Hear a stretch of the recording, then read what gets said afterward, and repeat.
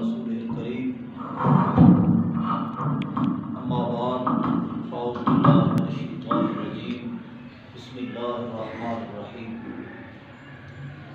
أحل الله البيع وحرم الربا صدق الله العظيم إن الله وملائكته يصلون على النبي يا أيها الذين آمنوا صلوا عليه وسلموا تسليما الصلاة والسلام عليك يا سيدي يا رسول الله وعلى آلك وأصحابك يا سيدي يا حبيب الله.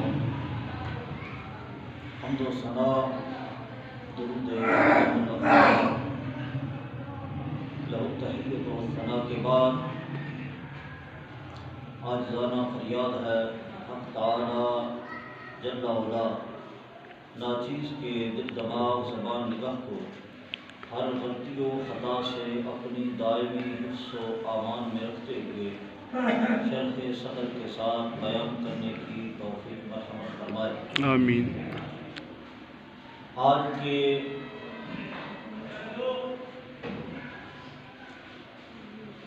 خطبہ جماعت المبارک کا عنوان مسئلہ سود ہے۔ مسئلہ سود پر جتنا وقت کے اندر گنجائش ہوئی انشاءاللہ العزیز سود کی حقیقت اور اس کے متعلق جو احادیث مبارکہ کے اندر وعیدیں آئی ہیں وہ آپ کی نظر کروں گا۔ سود ہے کیا، اس کے متعلق ساری فقہ کی کتابوں کے اندر اس کی تعریف کی گئی ہے کہ سود کیا ہوتا ہے۔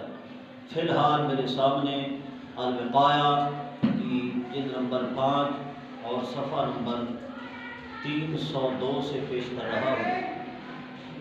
فرمایا سود کیا ہے؟ وہ فضل حال عن عوض شرط لأحد العاقدین فی المعاوضہ۔ فرمایا سود کیا ہوتا ہے؟ وہ ایسی خالی زیادتی ہے جو عوض سے خالی ہو اور دو جو عقد کرنے والے حضرات ہیں وہ عقد کے وقت اس کو شرط قرار دیں، یہ سود ہے۔ عقد کے وقت کسی زیادتی کی شرط کر دی جائے، یہ سود ہے۔ مثلا کسی شخص نے کسی کو قرض دیا، قرض دیتے وقت ساتھ ہی ساتھ اس بات کی شرط بھی لگا دی تھی کہ 1 لاکھ روپیہ میرا قرض ہے، میں تجھے دے رہا ہوں، لیکن واپسی کے وقت لاکھ کے بجائے 1,10,000 لوں گا۔ تو عقد کرتے وقت، یہ لان دین کرتے وقت، اس وقت اگر فالتو مال کی، زائد مال کی، زائد چیز کی شرط لگائی جائے اسے سود کہتے ہیں۔ اگر شرط نہ لگائی جائے، وقت انتہائی قریب ہے، میں جلدی بولتا جاؤں گا اور آپ نے مسئلے کو سمجھتا جانا ہے۔ اگر شرط نہیں لگائی گئی، عقد میں شرط نہ تھی اضافے کی، اور پھر قرض دینے والا مقروض قرض واپس کرتے وقت کچھ اضافہ دے دیتا ہے تو یہ سود نہیں ہے۔ جب لان دین قرض کا ہوا تھا اس وقت اضافے کی شرط نہ تھی، بعد میں مقروض نے واپسی کے وقت اپنے پاس سے احسان اور شکریہ کے طور پر کچھ مال اپنے پاس سے زائد دے دیا، یہ سود نہیں ہے۔ اس کے متعلق کتب احادیث مبارکہ کے اندر پورے باب باندھے گئے کہ اگر عقد کے وقت اضافے کی شرط نہ تھی، بعد میں اگر کوئی بندہ اپنے پاس سے کچھ زائد دے دیتا ہے تو یہ سود نہیں ہے۔ میرے سامنے مسلم شریف صفحہ نمبر 673 کھلا ہے اور اس پر ایک باب باندھا گیا ہے، باب من استسلف شیئا فقضى خیرا منہ۔ یہ پورا باب باندھا گیا جس کے اندر بہت ساری احادیث مبارکہ ہیں۔ ان احادیث مبارکہ کا مفہوم یہ ہے، خلاصہ یہ ہے کہ حضور اکرم صلی اللہ تعالی علیہ وسلم نے فرمایا جب کوئی شخص تجھے قرض دے تو فرمایا واپسی کے وقت اچھے طریقے کے ساتھ واپس کرو۔ اور حضور اکرم صلی اللہ تعالی علیہ وسلم خود بھی جب کسی سے قرض لیتے تو دینے کی باری آتی، قرض واپسی کی باری آتی تو آپ صلی اللہ تعالی علیہ وسلم کچھ زائد عطا فرماتے۔ ایک صحابی نے عرض کیا رسول اللہ میرا تو قرض اتنا تھا، آپ اتنا اوپر سے فالتو کیوں دے رہے ہیں؟ یہ تو سود نہیں ہے۔ آپ صلی اللہ تعالی علیہ وسلم نے فرمایا یہ تیرا قرض ہے، یہ تیرے پیسے ہیں اور یہ تیرے احسان کا بدلہ ہے۔ سبحان اللہ، سبحان اللہ۔ ثابت ہوا کہ لان دین کے وقت اضافے کی شرط نہ تھی، واپسی کے وقت بندہ کوئی اپنے پاس سے زائد مال دے دیتا ہے، یہ سود نہیں ہے۔ لیکن عقد کرتے وقت اگر زیادتی کی شرط تھی کہ میں پیسے دیتا ہوں، قرض تجھے دیتا ہوں، لیکن شرط یہ ہے کہ یہ 1,00,000 روپیہ قرض ہے اور 2 مہینے کے بعد جب تو واپس کرے گا تو 1,00,000 کے بجائے 1,10,000 واپس کرنا، 15-20,000 واپس کرنا، یعنی اوپر اضافے کی جو شرط ہے یہ عقد کے وقت طے پائی تو اب یہ سود ہے۔ لیکن اگر عقد کے وقت اضافے کی شرط نہ تھی، بندہ اپنے پاس سے کچھ زائد دے دیتا ہے، اس وقت شرط نہ تھی اور اس علاقے کا رواج بھی نہ تھا کہ قرضے پر کچھ زائد دیا جاتا ہے، اب اگر کوئی بندہ اپنے پاس سے کچھ زائد دے دیتا ہے تو یہ سود نہیں ہے۔ اس پر کتب صحاح کے اندر پورے باب باندھے گئے جن کے اندر یہ بتایا گیا کہ فالتو دوسرا حضور اکرم صلی اللہ تعالی علیہ وسلم نے فرمایا جب تم قرض واپس کرو تو فرمایا اچھے طریقے کے ساتھ واپس کرو۔ اور اس کے اندر تو بہت ساری حدیثیں ہیں۔ حضور اکرم صلی اللہ تعالی علیہ وسلم نے کسی سے قرض لیا، جب واپسی کی باری آئی تو عرض کیا گیا کہ اس طرح کا مال نہیں، آپ نے فرمایا اس سے عمدہ دے دو۔ آپ صلی اللہ تعالی علیہ وسلم نے اپنے کرندوں کو فرمایا قرض واپس کرنا ہے فلاں کو واپس کرو۔ یا رسول اللہ وہ تو ہم مال تلاش کر رہے ہیں، اس طرح کا تو مال ہے نہیں۔ آپ صلی اللہ تعالی علیہ وسلم نے فرمایا اس سے عمدہ تو ہے، وہ واپس کر دو۔ اور پہلی حدیث مبارکہ پیش کی کہ صحابی نے عرض کیا رسول اللہ اتنا میرا مال تھا، آپ اتنا فالتو دے رہے ہیں۔ آپ صلی اللہ تعالی علیہ وسلم نے فرمایا یہ تیرا قرض ہے اور یہ تیرے احسان کا بدل ہے۔ تو خیر اگر عقد کے وقت اضافے کی شرط ٹھہری، اضافے کو عقد کے وقت مقرر کیا گیا تو اب یہ سود ہے۔ لیکن سود فقط قرض پہ نہیں ہوتا، جس طرح سود قرض پہ ہوتا ہے اسی کی طرح بیع کے اندر بھی سود ہوتا ہے۔ تو آپ یوں سمجھیں کہ سود کی 2 قسمیں ہیں۔ سود کی کتنی قسمیں؟ 2 قسمیں۔ 2 قسمیں ہیں۔ ایک سود قرض پر ہوتا ہے اور ایک سود بیع کے اندر ہوتا ہے۔ قرض پر تو سود یہ ہے کہ آپ نے کسی سے پیسے لیے یا کسی نے آپ سے لیے، آپ نے کسی سے لیے یا کسی نے آپ سے لیے، تو اب قرض لینے دینے کے وقت کوئی اضافہ مقرر کیا گیا کہ اتنے پیسے تجھے دے رہا ہوں اور اس نے کہا میں لے رہا ہوں، تو دینے اور لینے کے وقت اس وقت شرط قرار دیا کہ اتنا فالتو مال دینا ہے، یہ سود ہے۔ یہ کیا ہے؟ سود ہے۔ اگر اس وقت شرط نہ تھا تو اب سود نہیں۔ بات کو سمجھ رہے ہو؟ جی جی۔ دوسری چیز بیع کے اندر سود کیا؟ ہم جنس و ہم قدر چیز کو جب ایک دوسرے کے عوض بیچا جائے، ہم جنس اور ہم قدر کیلی مکیلی چیز اور ہم جنس بھی ہو، جب ہم جنس اور ہم قدر چیز کو ایک دوسرے کے عوض بیچا جائے، اب اس پر زیادتی کرنا یہ بھی سود ہے۔ بات سمجھ رہے ہیں؟ یہ خاص علمی موضوع ہے، آپ ادھر ادھر مت دیکھیے، توجہ میری جانب رکھیں۔ یہ مسئلہ سود جو کینسر کی طرح امت مسلمہ پر مسلط ہو چکا ہے، اس سے چھٹکارا اسی وقت ہو سکتا ہے۔ میں احادیث مبارکہ پیش کروں گا۔ یہ بلا بہت زیادہ عام ہو چکی ہے، اب تو یہ ہو چکا ہے کہ عوام تو عوام، خواص جن کو گنا جاتا ہے ائمہ و خطبہ، امام حضرات ہے جو مسجدوں کے ائمہ ہیں، خطبہ ہیں، وہ بھی ان کے مسائل سے بالکل ناواقف معلوم ہوتے ہیں۔ حضور اکرم صلی اللہ تعالیٰ علیہ وسلم نے فرمایا، یہ حدیث مبارکہ بے شمار کتب کے اندر آئی، سیاستہ میں تقریباً اکثر کتابوں میں یہ حدیث مبارکہ موجود ہے۔ حضور اکرم صلی اللہ تعالیٰ علیہ وسلم نے فرمایا، میری امت پر ایک زمانہ آئے گا، لَيَأْتِيَنَّ عَلَى النَّاسِ زَمَانٌ لَا يَبْقَى أَحَدٌ إِلَّا أَكَلَ الرِّبَا فَإِن لَّمْ يَأْكُلْهُ أَصَابَهُ مِن بُخَارِهِ أَوْ كَمَا قَالَ صلی اللہ تعالیٰ علیہ وسلم۔ حضور اکرم صلی اللہ تعالیٰ علیہ وسلم نے فرمایا، حضرت ابو ہریرہ روایت فرماتے ہیں، حضور اکرم صلی اللہ تعالیٰ علیہ وسلم نے فرمایا، میری امت پر ایک زمانہ آئے گا، لَيَأْتِيَنَّ عَلَى النَّاسِ زَمَانٌ، میری امت پر ایک زمانہ آئے گا، لا يبقى احد، کوئی ایک بندہ بھی باقی نہیں بچے گا جو سود سے محفوظ رہے، الا اکل الربا، مگر وہ سود کھائے گا، فإن لم يأكله، اگر کسی نے سود نہ بھی کھایا نا تو اصابہ من بخارہ، فرمایا اس سود کا گرد و غبار اس کو ضرور پہنچے گا۔ سود اگر نہ بھی کھایا تو سود کا گرد و غبار اس کو ضرور پہنچے گا۔ مولا علی قاری رحمہ اللہ فرماتے ہیں، اے یصل الیہ اثرہ بان یکون شاہدا فی عقد الربا او کاتبا او اکلا من ضیافت اکلہ او ہدیتہ، آپ فرماتے ہیں ہر بندہ سود اگر نہ بھی کھایا تو اس کا گرد و غبار پہنچے گا۔ کیا مطلب؟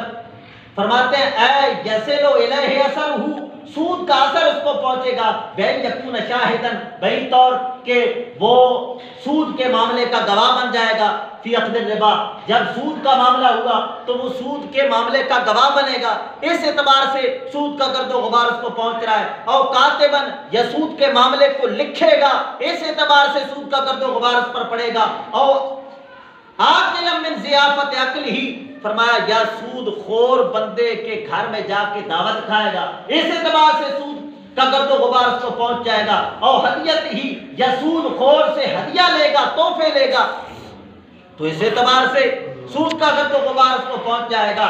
فرمایا بل مانا انه لو فرض ان احدا سلم من حقیقته لم يسلم من آثاره وان قلت جدا، فرمایا اگر فرض کر لو کہ کوئی بندہ سود سے، سود کی حقیقت سے محفوظ بھی رہا تو لم یسلم من آثارہ، اس کے گرد و غبار سے، اس کے آثار سے وہ محفوظ نہیں رہ سکے گا، وَإِن قَلَّتْ جِدًّا، اگرچہ بہت تھوڑا ہو لیکن سود کا گرد و غبار ہر بندے کو لگے گا۔ یہ حضور اکرم صلی اللہ تعالیٰ علیہ وسلم کی حدیث مبارکہ میں نے آپ کے سامنے پیش کی۔ یہ وہ زمانہ ہے ہر بندہ سود کی لپیٹ میں ہے۔ تو میں سود کی دو قسمیں آپ کے سامنے عرض کر رہا ہوں۔ سود کی کتنی قسمیں؟ دو۔ ایک قسم یہ ہے کہ قرض پر سود مقرر کیا جائے کہ میں اتنے پیسے قرض دے رہا ہوں لیکن شرط یہ ہے کہ یہ پیسے ویسے واپس نہیں لوں گا، اتنا اضافہ فالتو بھی لوں گا، تو اس کو سود کہتے ہیں۔ یہ سود کی ایک قسم ہے۔ اور سود کی دوسری قسم بیع کے اندر جو ہوتی ہے وہ کیا ہے؟ ہم جنس اور ہم قدر چیز کو آپس میں جب ایک دوسرے کے عوض ان کو بیچا جائے، اب ہم جنس و ہم قدر چیز کی بیع کرتے وقت کسی جانب سے کچھ اضافہ دینا لینا، یہ بھی سود ہے۔ یہ بھی کیا ہے؟ سود ہے۔ مثلا ایک شخص نے دوسرے سے گندم کے عوض عقد کیا کہ گندم دے کر گندم لینا چاہتا ہے۔ اب ایک کے پاس گندم اعلیٰ قسم کی تھی، مہنگی قسم کی گندم تھی، اور دوسرے کے پاس گندم کچھ اس سے خستہ تھی۔ اب شرط یہ طے پائی کہ جس کی گندم خستہ ہے وہ کہتا ہے کہ میں 1.5 من دیتا ہوں، لہذا اعلیٰ قسم کی گندم تو مجھے 1 من دے دے۔ یہ سود ہے۔ یہ کیا ہے؟ سود ہے۔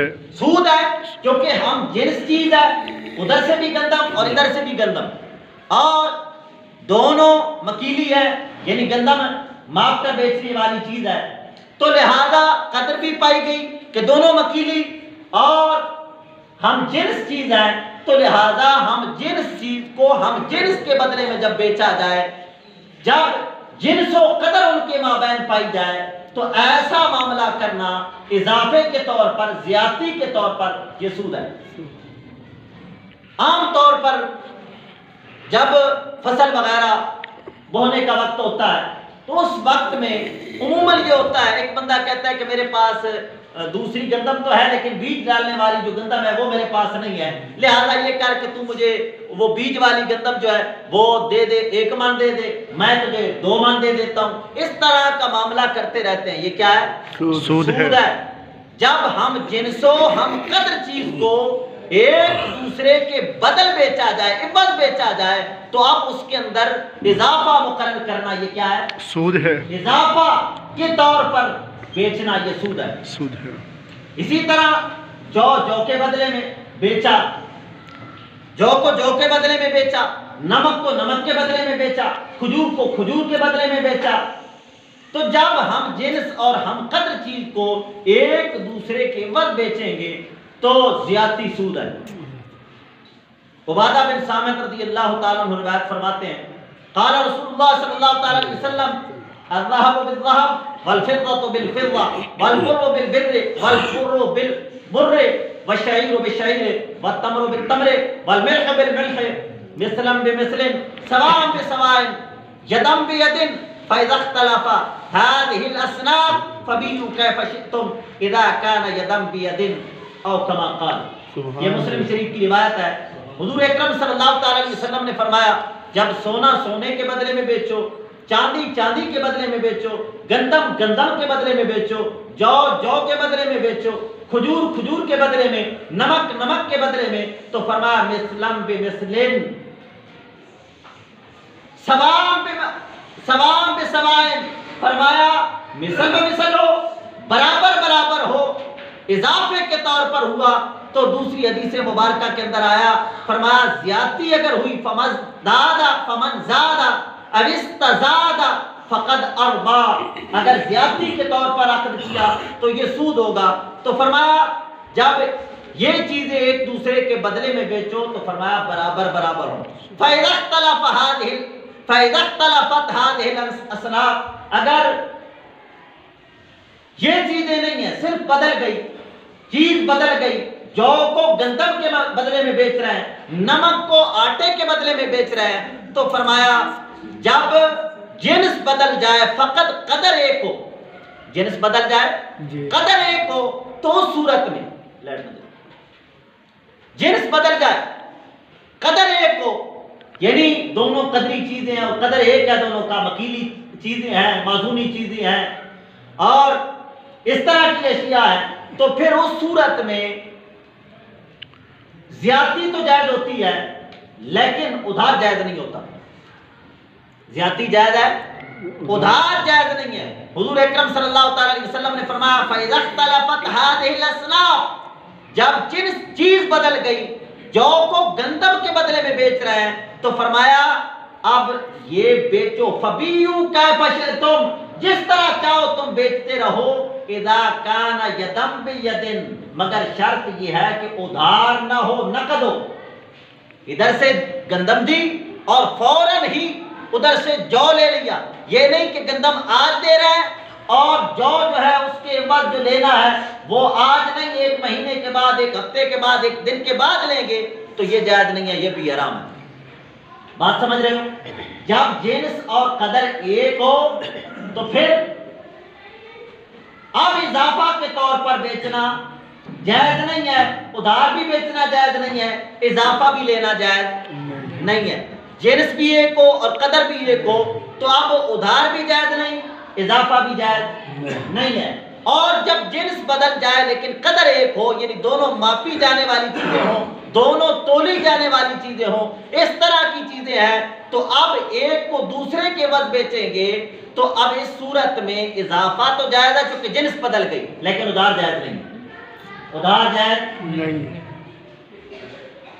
نمک ہے، گندم دیکھ کے نمک لینا چاہتے ہیں تو کیل بدل جائے، کیونکہ گندم ماپی جانے والی چیز ہے اور نمک موزونی چیز ہے، وزن والی چیز ہے، تو لہذا اب چونکہ قدر بھی بدل گئی، جنس بھی اور تھی، گندم کی جنس اور ہے، نمک کی جنس اور ہے، قدر بھی اور ہے کہ وہ ماپی جانے والی چیز اور نمک تولی جانے والی چیز، تو لہذا اب ادھار جائز، اب ادھار جائز ہے۔ لیکن اگر دونوں تولی جانے والی چیزیں ہیں یا دونوں مکیلی چیزیں ہیں، موزونی ہے مکیلی ہے، دونوں کی قدر ایک ہے، اندازہ دونوں کا ایک ہی طرح سے ہوتا ہے، تو اب اضافہ تو جائز ہوتا ہے لیکن ادھار جائز نہیں ہوتا۔ یہ مسئلہ سمجھ گئے ہو؟ تو اب سود کی قسمیں ہو گئی دو۔ ایک سود یہ ہے کہ قرض دے کر اضافہ لینا، ایتانو کیڑا ہے دو۔ ایک ہے قرض پر اضافہ، لیکن جب عقد میں اس کو شرط ٹھہرایا گیا، عقد کے اندر اگر شرط نہیں ٹھہرایا گیا تھا پھر سود نہیں۔ قرض پر اضافہ لینا اس وقت سود ہے کہ جب عقد کے اندر اس کو شرط ٹھہرایا ہو، یہ سود ہے۔ اور دوسرا بیع کے اندر جب دونوں چیزوں کی جنس ایک ہے، قدر ایک ہے، تو اس صورت میں اب اضافے کے طور پر چاہے چند دانے ہی کا اضافہ ہے، اضافے کے طور پر جب بیچیں گے تو اب اس صورت میں اضافہ بھی سود ہوگا۔ یہ سود کی ہے دو قسمیں۔ اب جب سود آپ سمجھ گئے، چند احادیث مبارکہ آپ کے نظر کر دیتا ہوں کہ سود کی مذمت کے بارے میں جو حضور اکرم صلی اللہ تعالی علیہ وسلم نے ارشاد فرمائی تاکہ اس سود کی لعنت سے امت مسلمہ محفوظ ہو جائے۔ پہلی حدیث مبارکہ حضرت عبداللہ بن حنظلہ صحابی رسول کے بیٹے عبداللہ، یہ بھی صحابی ہیں، یہ روایت فرماتے ہیں۔ عبداللہ بن حنظلہ، یہ عبداللہ بھی صحابی ہیں اور ان کے والد بھی صحابی۔ ان کے والد حضرت حنظلہ وہ صحابی ہیں کہ جن کی شادی ہوئی، شب زفاف تھی، رات کو اپنی بیوی کا قرب نصیب ہوا، حضور اکرم صلی اللہ تعالی علیہ وسلم کی جانب سے بلاوا جہاد آ گیا، انہوں نے غسل نہ فرمایا، ویسے ہی حضور اکرم صلی اللہ تعالی علیہ وسلم کے فرمان مبارک کو سنا اور جہاد کی طرف دوڑے، جہاد فرماتے ہوئے شہید ہو گئے۔ چونکہ غسل نہیں کیا تھا اور شہید کے لیے حکم یہ ہوتا ہے کہ شہید کو غسل نہیں دیا جاتا، بغیر غسل کے ہی ان کو دفن کیا جاتا ہے۔ جب یہ شہید ہوئے اللہ تعالیٰ نے اپنے فرشتوں کو بھیجا کہ ان کو غسل دو، سبحان اللہ، سبحان فرشتوں اللہ، کو بھیجا کہ ان کو غسل دو، سبحان فرشتوں نے اللہ۔ غسل دیا۔ جب پوچھا گیا کہ یہ کیا ماجرا ہے، شہیدوں کو تو غسل دیا ہی نہیں جاتا، اور حضور نے فرمایا کہ ان کو فرشتے غسل دے رہے ہیں۔ گھر جا کر پوچھا گیا تو فرمایا پہلی رات تھی، انہوں نے غسل نہیں کیا تھا، جب حضور اکرم صلی اللہ تعالی علیہ وسلم کا بلاوا آیا یہ فوراً ویسے ہی دوڑ کے چلے سبحان گئے۔ اللہ۔ حضور اکرم صلی اللہ تعالی علیہ وسلم نے فرمایا یہی وجہ ہے کہ میں نے ان کو دیکھا کہ فرشتے ان کو غسل دے رہے ہیں۔ سبحان اللہ۔ صحابی کے بیٹے عبداللہ ہیں، یہ بھی صحابی ہیں، یہ روایت فرماتے ہیں قال رسول اللہ صلی اللہ تعالی علیہ وسلم درہم ربی یأکلہ الرجل وهو یعلم اشد من 36 زنیا۔ سبحان اللہ، سبحان اللہ۔ یہ مسند امام احمد بن حنبل کی حدیث ہے اور دارقطنی کے اندر بھی موجود ہے۔ حضور اکرم صلی اللہ تعالی علیہ وسلم نے فرمایا جس بندے نے ایک درہم سود کھایا وہ یعلم، اور وہ جانتا بھی تھا کہ یہ سود ہے، پھر بھی اس نے سود کا ایک درہم کھایا، تو فرمایا اشد من 36 زنیا، فرمایا یہ 36 مرتبہ زنا سے بدتر ہے، 36 مرتبہ زنا سے بدتر ہے۔ اور مولا علی قاری رحمہ اللہ اس کی شرح فرماتے ہوئے فرماتے ہیں لأن الربا یؤدی بصاحبہ الی خاتمۃ السوء، یہ برا کیوں ہے؟ اس وجہ سے کہ سود برے خاتمے کی جانب لے جاتا ہے۔ کیا مطلب؟ سود کھانے والے کا خاتمہ اچھا نہیں ہوتا۔ لأن الربا یؤدی بصاحبہ الی خاتمۃ السوء، فرمایا اس وجہ سے یہ 36 مرتبہ زنا سے بدتر ہے، اس وجہ سے کہ سود کھانے والے کا خاتمہ اچھا نہیں ہوتا۔ سود دینے لینے والے کا خاتمہ اچھا نہیں ہوتا، اس کا ایمان محفوظ نہیں رہ سکتا۔ دوسری حدیث مبارکہ حضرت ابو ہریرہ رضی اللہ تعالیٰ عنہ روایت فرماتے ہیں، قال قال رسول اللہ صلی اللہ تعالیٰ علیہ وسلم الربا 70 جزءا ایسرها ان ينكح الرجل امه او كما قال۔ سبحان اللہ۔ حضور اکرم صلی اللہ تعالیٰ علیہ وسلم نے فرمایا سود کے 70 گناہ ہیں۔ سود کے کتنے ہیں؟ 70 گناہ ہیں۔ الربا 70 جزءا، الربا اے اسمہ 70 جزءا، سود کے گناہ کے 70 جز ہیں، اور ہلکا جز کیا ہے؟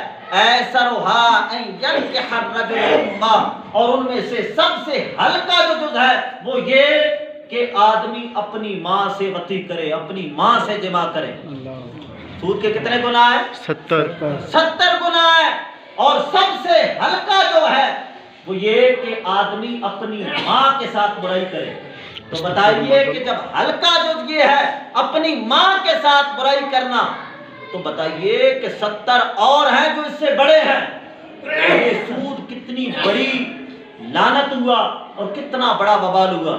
اللہ تعالیٰ امت مسلمہ کو اس سے محفوظ فرمائے، آمین۔ اگلی حدیث مبارکہ یہ بھی حضرت ابو ہریرہ رضی اللہ تعالیٰ عنہ روایت فرماتے ہیں، عن ابی ہریرہ قال قال رسول اللہ صلی اللہ تعالیٰ علیہ وسلم اتیت لیلۃ اسری بی علی قوم بطونهم کالبیوت فیہا الحیات تری من خارج بطونہم فقلت من هؤلاء یا جبریل قال هؤلاء اکلۃ الربا او کما قال۔ مسند امام احمد بن حنبل اور ابن ماجہ کی روایت ہے، حضرت ابو ہریرہ رضی اللہ تعالیٰ عنہ روایت فرماتے ہیں، حضور اکرم صلی اللہ تعالیٰ علیہ وسلم نے فرمایا میں معراج والی رات میں نے دیکھا کہ کچھ لوگ ہیں جن کے پیٹ بطونہم کالبیوت، جن کے پیٹ کمروں جتنے ہیں، گھروں جتنے ہیں، فیہا الحیات، جس کے اندر سانپ موجود ہیں، پورے کمروں جتنے پیٹ ہیں، اور ان پیٹوں کے اندر سانپ گھسے ہوئے ہیں، اور سانپ بھی ایسے تری من خارج بطونہم، پیٹ کے باہر سے نظر آ رہے تھے۔ حضور فرماتے ہیں فقلت من هؤلاء یا جبریل، میں نے عرض کی اے جبریل بتائیے یہ کون شخص ہے جن کے اتنے بڑے بڑے پیٹ اور پیٹوں کے اندر سانپ موجود ہیں؟ حضرت جبرائیل علیہ السلام نے فرمایا هؤلاء اکلۃ الربا، فرمایا یہ وہ بندے ہیں، یہ ان کے پیٹ ہیں جو سود کھایا کرتے تھے۔ سود خوروں کے پیٹ ہے۔ اگلی حدیث مبارکہ، کئی بندے سود کی اس لعنت کے اندر گرفتار ہوتے ہیں اور سمجھتے ہیں یار سود کے ذریعے ہمیں آمدن آ رہی ہے۔ اکثر طور پر یا آخر میں عرض کرتا ہوں، اکثر طور پر یہ ملازم پیشہ جو لوگ ہوتے ہیں نا، جب پینشن آئے تو پیسہ جمع کرا دیا، کسی طرف بینک میں جمع کرا دیا، ادھر ادھر جمع کرا دیا، پھر اسی سے سود لے کے کھاتے رہتے ہیں۔ حالانکہ سود ایک تو بہت بڑا گناہ ہے، دوسرا دنیا و آخرت میں ذلت اور قلت کا باعث ہے۔ حدیث مبارکہ حضرت عبداللہ بن مسعود رضی اللہ تعالیٰ عنہ روایت فرماتے ہیں، قال رسول اللہ صلی اللہ تعالیٰ علیہ وسلم ان الربا وان کثر فان عاقبته تسیر الى القل او کما قال۔ یہ بھی ابن ماجہ اور امام بہقی نے شعب الایمان کے اندر اور مسند امام احمد بن حنبل کے اندر بھی حدیث مبارکہ موجود ہے۔ عبداللہ بن مسعود رضی اللہ تعالیٰ عنہ روایت فرماتے ہیں، حضور اکرم صلی اللہ تعالیٰ علیہ وسلم نے فرمایا ان الربا وان کثر فان عاقبته تسیر الى قل، فرمایا سود اگرچہ جتنا ہی زیادہ ہو، جتنا بھی بندے کو سود ملتا رہے، لاکھوں اربوں کروڑوں ملتا رہے، جتنا بھی سود کثیر ہو، تو فرمایا فإن عاقبته تسیر الى قل، آخر کار انجام کار فرمایا اس کا قلت اور ذلت ہے۔ انجام کار اس کا قلت اور ذلت ہے، جتنا کھائے گا کتنا کھائے گا۔ حضرت معمر فرماتے ہیں میں نے بزرگوں سے سنا ہے کہ سود خور کو 40 سال نہیں گزرتے کہ وہ مال ہلاک ہو جاتا ہے اور اللہ تعالیٰ اس کو قلت اور ذلت کا شکار بنا دیتا ہے۔ قلت اور ذلت کے اندر وہ بندہ مبتلا ہو جاتا ہے. فرمایا میں نے اپنے اساتذہ اور اپنے مشائخ سے سنا 40 سال نہیں گزرتے کہ اللہ تعالیٰ یہ بلا اس پر مسلط کر دیتا ہے. فرمایا سود اگرچہ جتنا بھی زیادہ ہو اس کا انجام کار کیا ہے؟ قلت اور ذلت. قلت اور ذلت.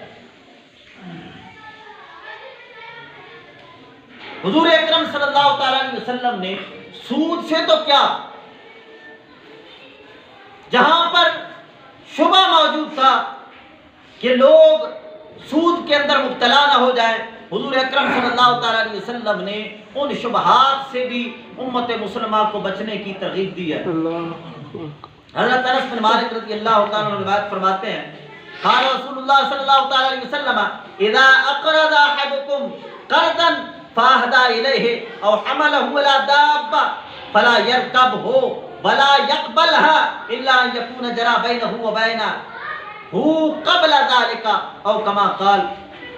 ابن ماجہ کے اندر یہ روایت موجود ہے اور امام بہقی نے شعب الایمان کے اندر اس روایت کو نقل فرمایا ہے. حضور اکرم صلی اللہ تعالی علیہ وسلم نے فرمایا کسی بندے نے کسی کا قرض دینا ہے،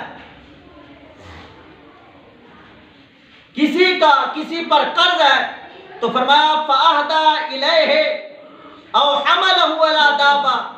فرمایا اس بندے نے، مقروض بندے نے قرض خواہ کو، قرض دہندہ کو کچھ ہدیہ دیا، او حملہ علی الدابہ، یا اس کو سواری پر بٹھایا، تو فرمایا نہ سواری پر سوار ہو اور نہ اس کی جانب سے ہدیہ قبول کرے، الا یکون جرى بینہ وبینہ قبل ذلک، مگر یہ کہ پہلے سے ان کے مابین اس طرح کا معاملہ چلتا تھا، لان دین چلتی تھی، تحفہ تحائف چلتے تھے، اور اس طرح کا ایک دوسرے کو سواری دینے کا معاملہ جو تھا پہلے سے چلتا تھا. تو اب یہ جائز ہے. اگر پہلے اس طرح کا معاملہ نہیں تھا، قرض کے معاملے کے بعد اس طرح کا معاملہ شروع ہو گیا. عام طور پر یہ ہوتا ہے کہ کسی کو قرض دیتے ہیں، وہ آج جناب والا اس کے مکان کے لیے مزدوری کے طور پر آ جاتا ہے، کبھی اس کو فصل کٹوانے کے لیے آ جاتا ہے، کبھی فلاں کام کر رہا ہے، کبھی فلاں کام کر رہا ہے. جو بندہ مقروض ہوتا ہے اس سے اس طرح کے کام لیے جاتے ہیں. حضور اکرم صلی اللہ تعالیٰ علیہ وسلم نے ایسے کاموں سے بھی بچنے کی ترغیب ارشاد فرمائی. حالانکہ یہ سود نہیں ہے، شبہات سود میں یہ شمار ہوتا ہے، جو اس وجہ سے کہ عقد کے اندر تو یہ شرط نہ تھی نا کہ میں قرضہ دے رہا ہوں، شرط یہ ہے کہ تو نے مجھے سواری دینی ہے. میں تجھے قرض دے رہا ہوں، شرط یہ ہے کہ فلاں چیز مجھے تو نے دینی ہے. شرط نہیں تھا. جب شرط ہوتا تو سود ہوتا، لیکن شرط نہ ہونے کے باوجود حضور اکرم صلی اللہ تعالی علیہ وسلم نے ان شبہات سے بھی بچنے کی ترغیب ارشاد فرمائی ہے. فرمایا جس بندے نے قرض تمہارا دینا ہے، اور اس کے تحت امام اعظم ابو حنیفہ رضی اللہ تعالی عنہ کا واقعہ لکھا ہے. امام اعظم ابو حنیفہ رضی اللہ تعالی عنہ نے کسی بندے سے قرض لینا تھا. قرض وصول کرنے کے لیے اس کے پاس گئے، دروازہ کھٹکھٹایا، اندر سے اس نے آواز تو دی لیکن بیر فوراً نہ آیا. آپ رضی اللہ تعالی عنہ دھوپ پر کھڑے ہو گئے. اس کو بھول گیا کہ کسی نے دروازہ کھٹکھٹایا تھا، بھول گیا. کافی دیر گزر گئی، وہ بندہ بیر نہ آیا. امام اعظم ابو حنیفہ رضی اللہ تعالیٰ عنہ دھوپ کے اندر کھڑے ہیں. کافی مدت کے بعد جب وہ خود ہی باہر آیا، دیکھتا ہے کہ یار امام اعظم ابو حنیفہ رضی اللہ تعالیٰ عنہ دھوپ پہ کھڑے ہیں، پسینہ پسینہ ہو چکے ہیں. عرض کرنے لگا حضور معافی چاہیے، آپ نے دروازہ کھٹکھٹایا تھا، میں کام کے اندر مشغول تھا، میں بھول گیا، کسی بندے نے دروازہ کھٹکھٹایا، اس وجہ سے تھوڑی تاخیر ہو گئی.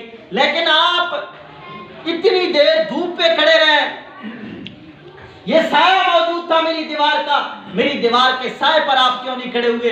امام اعظم ابو حنیفہ رضی اللہ تعالیٰ عنہ نے فرمایا تو نے میرا قرض دینا ہے، مجھے ڈر لگتا ہے کہ تیری دیوار کا کہیں سایہ لوں اور یہ سود نہ بن جائے. اللہ اکبر، اللہ اکبر، اللہ اکبر. تیری دیوار کا سایہ لوں اور یہ سود نہ ہو جائے.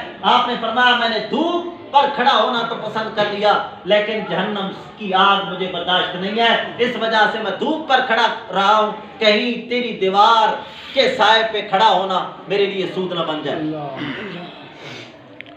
اب حالانکہ یہ سود نہیں ہے، یہ سود نہیں ہے، کیونکہ عقد کے اندر اس کی شرط نہیں ہے. سود نہیں ہے، شبہات سود میں شمار ہوتا ہے، لیکن حضور اکرم صلی اللہ تعالیٰ علیہ وسلم نے شبہات سے بھی بچنے کی ترغیب ارشاد فرمائی ہے۔ اسی کے ساتھ ایک اور روایت موجود ہے، حضور اکرم صلی اللہ تعالیٰ علیہ وسلم نے فرمایا اذا اقرض الرجل الرجل فلا يأخذ ہدیہ، رواہ البخاری۔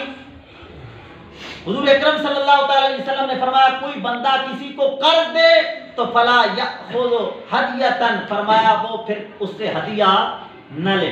اگر وہ اس کو ہدیہ دے، تحفہ دے، اس کے بچوں کے نام کا دے، یہ تیرے بچوں کی عیدی ہے، یہ جناب والا فلاں خوشی کے ہے، یہ فلاں تحفہ ہے، فلاں علاقے سے میں تیرے لیے تحفہ لایا ہوں، اس طرح کا تحفہ تحائف حضور اکرم صلی اللہ تعالیٰ علیہ وسلم نے منع فرمایا کہ نہ لے۔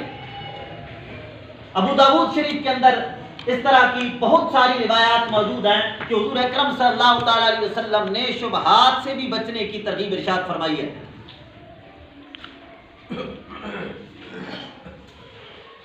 یہ ابو داؤد شریف کی حدیث نمبر 3329 3329 حدیث نمبر ہے اور صفحہ نمبر 721 ہے۔ فرمایا ان الحلال بین بین الحرام بین وبینہما امور مشتبہات احیانا یکون مشتبہات وسأضرب لکم فی ذلک مثلا ان اللہ حما حما وإن حمى الله ما حرم وإنه من يرى حول الحمى يوشك أن يخالطه وإنه من يخالط الريبة يوشك أن يجسر أو كما قال۔ یہ بخاری شریف کے اندر بھی ہے اور مسند امام احمد بن حنبل میں یہ روایت موجود ہے اور میں ابو داؤد شریف سے پیش کر رہا ہوں۔ حضور اکرم صلی اللہ تعالیٰ علیہ وسلم نے فرمایا حلال بھی بالکل واضح ہے اور حرام بھی بالکل واضح ہے۔ اللہ تعالیٰ نے حلال کو بھی بالکل واضح فرما دیا اور حرام کو بھی بالکل واضح فرما دیا اور فرمایا اس کے اندر چند چیزیں ایسی بھی ہیں جو مشتبہات میں سے ہیں، مشکوک چیزیں ہیں۔ تو فرمایا اس کی مثال میں فرمایا ایسے دیتا ہوں کہ ایک ہے چراگاہ جس کے اندر لوگ آن کے اپنا مال مویشی کو چراتے ہیں، تو فرمایا یہ حرام جو چیزیں ہیں ایسی ہیں جیسے چراگاہ ہو جہاں پر چارہ وغیرہ موجود ہو اور اس کے ارد گرد بند ہوتے ہیں۔ تو فرمایا جو بندہ اس کے قریب گیا تو قریب ہے کہ پھر اس فصل کے اندر بھی اس کے مال مویشی چلے جائیں۔ جو بندہ چاہتا ہے کہ میرے مال مویشی کسی کی فصل میں نہ جائیں وہ اس کے بند پر بھی نہیں جانے دیتا۔ بے شک بے شک عام طور پر مثال مشہور ہے نا، اگر چاہتے ہو کہ میری بکری، میری گائے، میرا بیل کسی کی فصل کے اندر منہ نہ مارے تو فرمایا اس کی فصل تو کیا اپنے بن پر بھی نہ جانے دو۔ بے شک زمین کے اوپر بند بناتے ہیں جی زمین کو علیحدہ کرنے کے لیے، تو فرمایا جو بندہ چاہتا ہے کہ میری بکری دوسرے کی فصل میں منہ نہ مارے تو وہ اپنے بن کے اوپر بھی نہ جانے دے۔ جب یہ بکری دوسرے کی فصل دیکھے گی نہیں تو جائے گی کب؟ بے شک حضور اکرم صلی اللہ تعالیٰ علیہ وسلم نے اس طرح رغبت دیتے ہوئے سود سے بچنے کا ہمیں حکم ارشاد فرمایا ہے۔ دعا ہے کہ اللہ تعالیٰ اس سود کی عظیم لعنت سے امت مسلمہ کو محفوظ فرمائے۔ وآخر دعوایا ان الحمدللہ رب العالمین۔